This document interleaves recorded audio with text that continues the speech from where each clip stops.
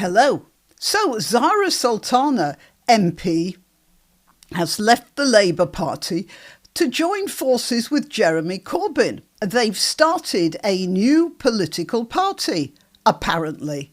Although maybe it was something of a surprise party on the part of Jeremy, who doesn't appear to have been consulted about this. In fact, it looks a lot like the Right Honourable Jeremy has been decisively outmanoeuvred by Ms Sultana in a move that rather reminds me of those young women who kept grabbing the microphone from Bernie Sanders on more than one occasion. And on those occasions, Sanders was rendered completely voiceless. And it looks like that's what's happened to Corbyn as well. So it's just as well that this new political unit has the blessings of an organisation dedicated to giving voice to the voiceless. That is MEND. What's MEND, I hear you ask? MEND is the Muslim Engagement and Development Council. Who'd have thought it? A Muslim organisation giving a voice to the voiceless. Well, not me at any rate. And I'm granniopteryx. Please click that like button and also please subscribe to my channel. If you want to make a financial contribution, that's great, but not if it hurts, of course. The best help you can give my channel is completely free, and that is to subscribe, because the more subscriptions I have, the further the algorithm pushes the video. So subscribe, and that's a big help.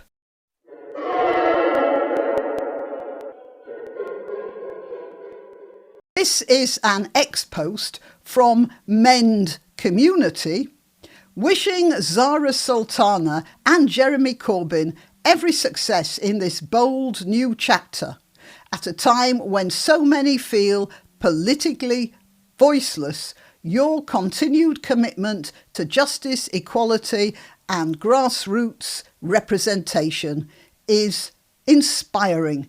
We look forward to seeing positive change flourish.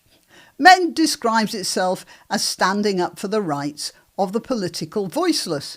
So, of course, one has to ask, does that mean the silenced protesters of Southport or the white working classes generally?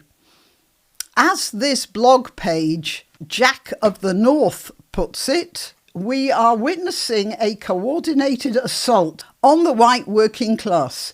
And so we need to ask why, for the first time ever, this group finds itself under attack from all sides.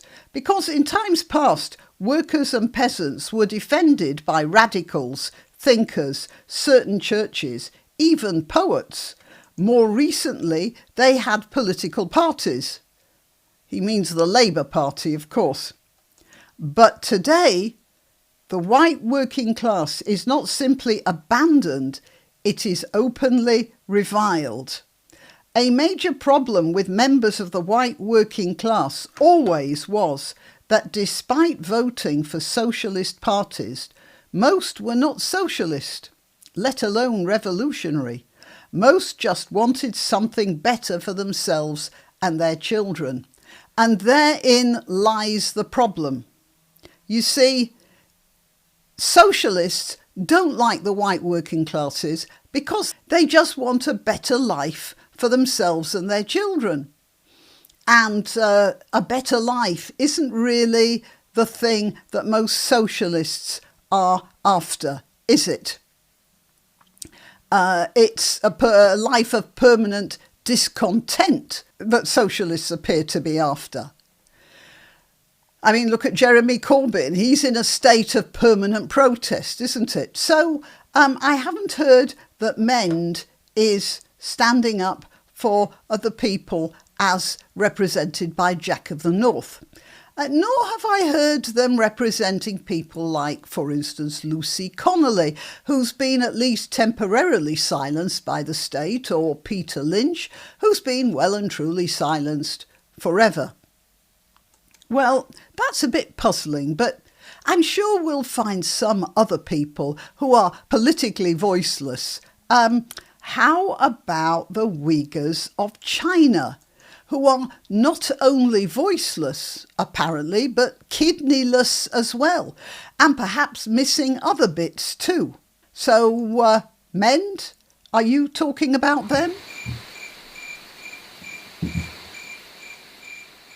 Not a word. Oh well, let's look for something else. How about Yemen? The starving babies in Yemen are certainly voiceless. 4.5 million of them internally displaced. 18.2 million in need of humanitarian assistance. I suppose that means medicines and general care. And 17.6 million extremely hungry. So considering that the babies don't have the strength to cry, I'd say they were voiceless. Mend, Corbyn, Sultana. Come on, there must be something. How about the women kidnapped in Syria for use as sex slaves, as reported here in The Spectator? And there's one particular example here, Samira, who was abducted with another older woman who Samira describes as being completely silent, zombified and blank-eyed. Goodness knows what horrors she saw. But, well, she was put out of her misery quite soon. One day the men ordered Samira and the older woman to go down the stairs and sit on the bare concrete floor. They told the older woman, "No one paid for you." Obviously they had asked for a ransom for her, but it looks like they probably killed her whole family, so there was no one to pay the ransom. They told the older woman, "No one paid for you," and shot her in the chest. A single bullet from a Kalashnikov. That woman didn't get a chance to say very much, did she? I wonder where Mend was on that. But look, OK, perhaps that's too far away for them. How about somewhere closer to home? There's Lucy Connolly, of course, and Peter Lynch, whom I've mentioned before.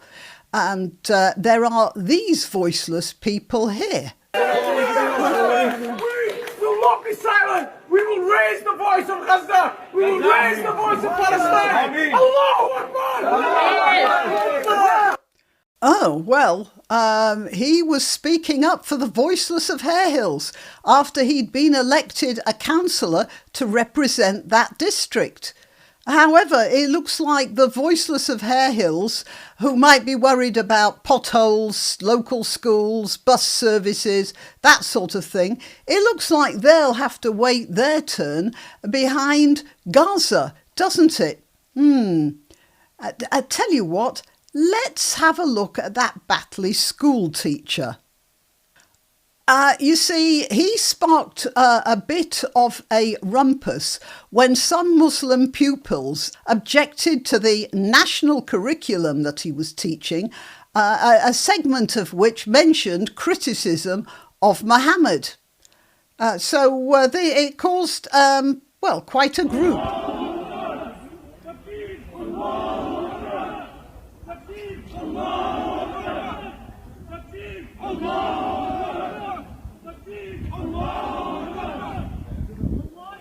To assemble round the school. It doesn't appear there's anything wrong with their voices. However, the teacher and his family are still in hiding 4 years later, which has made them particularly voiceless. Mend? Miss Sultana? Jeremy? That's odd. There's a whole lot of voiceless people here The Yemeni babies, the Syrian sex slaves, the Batley teachers, the kidneyless Uyghurs, the imprisoned social media posters. Oh, and I almost forget there's that little matter of the MPs who were refused the opportunity to vote in the House of Commons because the Speaker was so worried about the violence of the pro-Palestinian crowd outside, he believed the MPs inside were at risk of their lives. Hang on, I'll bring that one up. It caused a bit of a fuss in the House of Commons. The MPs were certainly annoyed, but they didn't get a chance to speak nonetheless. I made a judgment call that didn't end up in the position where I expected it to. I regret it. I apologise to the SNP. Just bear with me for a moment. I apologise, and I apologise to the House. I made a mistake. We do make mistakes. He apologised, but the fact is the vote was stopped because of the people outside. Would you say that the MPs were therefore voiceless? And is anyone from MEND prepared to take that up? How about Jeremy? How about Zara? Are they going to speak up for the voiceless?